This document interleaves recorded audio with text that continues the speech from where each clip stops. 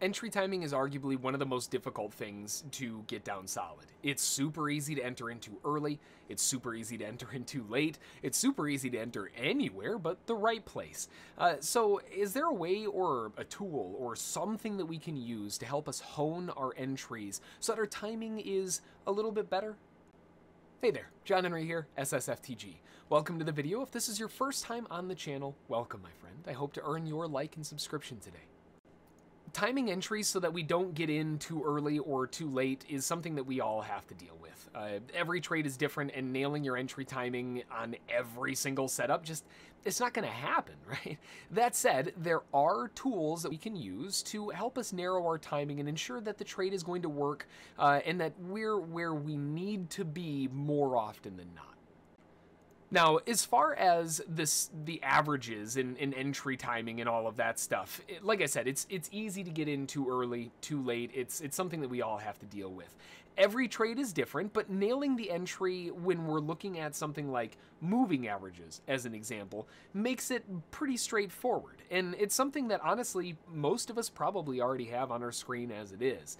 Moving averages, for me, I like using a fast, a medium, and a slow.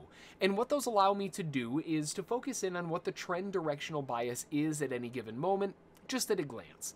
Now, those numbers and the numbers that I use for the moving averages, they were randomly generated as an experiment, and I haven't changed them since, so obviously they work. And the takeaway here is that the moving average size doesn't so much matter. It's more about having a fast, a medium, a slow, something to gauge what's happening. The display of averages that I use is 34, 68, and 112. Like I said, they're totally randomly generated numbers from Google. Thanks for that one. I haven't really changed them ever since then, but they work great. We've got a fast, we've got a medium, and we've got a slow. We've got everything that we need. The value of the moving averages, again, it's totally irrelevant. Doesn't matter what you pick. Obviously, these ones are randomly generated. We haven't changed them. They're working pretty well. But what we care about here is showing that the market's average speed and directional bias and what it's trying to do at a glance, something quickly, and that's what moving averages are fantastic at doing for us. First off, let me say that I want to find, some kind of setup or some kind of pattern or something first to give us an idea as to what's going on. Technical difficulty, I think we got that one taken care of. That was my cat, and that's why my chair looks the way that it does. Thank you, Ziggy. You're my hero. First off, like I said, we want to find like a pattern or something to work with. So let's jump over here and take a look for a bounce 5 or any kind of pattern to give us an idea of what we're looking for.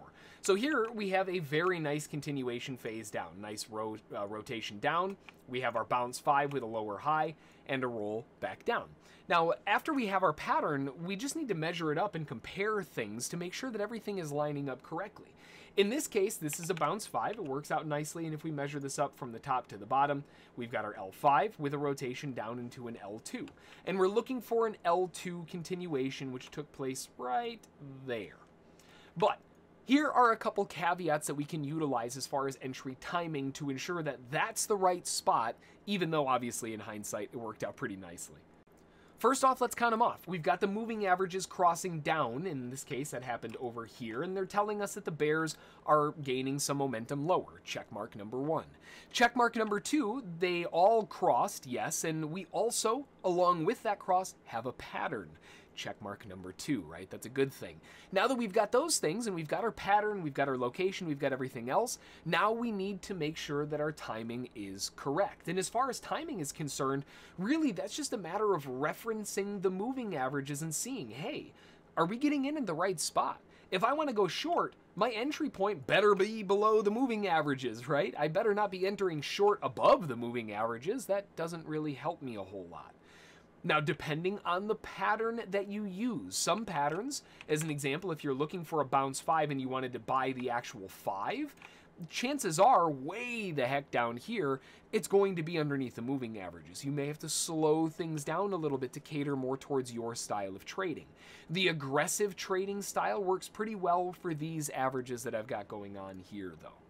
So if we're looking at the pattern, we've got a bounce 5 pattern with a lower high right there. Whoops.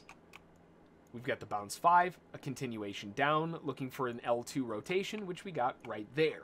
If we measure up where the location is, it is below the major moving averages, and the moving average cluster has coiled down and crossed lower.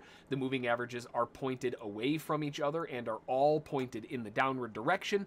As far as directional bias, timing, location, I mean, everything is spot on where it needs to be here for this continuation.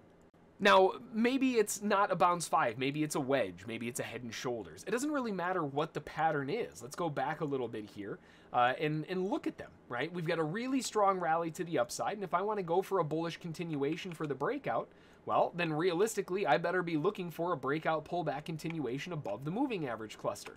And by entering in above the moving average cluster, if the price starts migrating underneath, I don't have to wait for way the heck down there for my stop to get taken out. I can exit early because of the timing mentality with the moving averages. It's a fantastic way to get things all aligned on the right side. I hope this guide helps you in your entry timing and just kind of understanding the way that it all kind of works and trying to get all of the dominoes to line up in the right spot, if you will. Some days, they're challenging. There's nothing you can do about that. There are days that just make you want to rip your hair out. But, you know, really, it's just kind of part of it. You know, you just got to take it step by step by step and approach the market as the market approaches you.